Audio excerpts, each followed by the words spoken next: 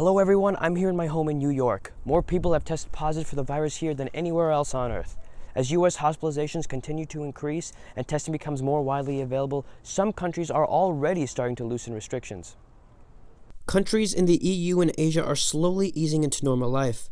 Chancellor Angela Merkel of Germany recently announced that select shops and schools would open up. Helen Pollack is a media communications major attending the University of Mannheim near Frankfurt. She describes her experiences as a student in Germany. The situation in Germany isn't as bad as like in the rest of the world, I feel like. We have like 130,000 people infected. We have like we have like 2,000 to 3,000 people that died. So it's like a really low rate. So we have like a really good health system. So we were like able to kind of cope with the situation. But like for me personally, well, as a student in university, we're all quarantined right now, and we're not sure how like it's gonna continue because we are in like a stable phase right now in Germany. Tomorrow, our government is like meeting, and they're like talking about lowering all the restrictions that we had.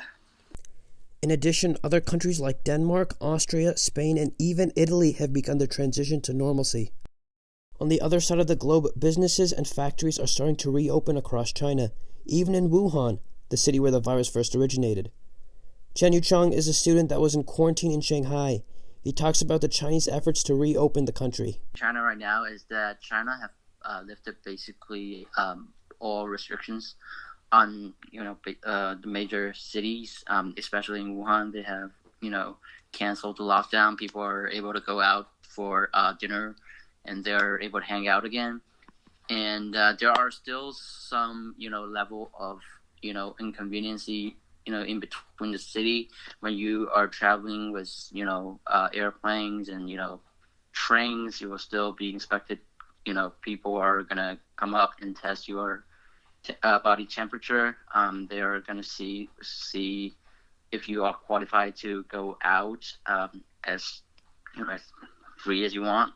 While China is starting to reopen, officials are worried there could be a second wave of infections.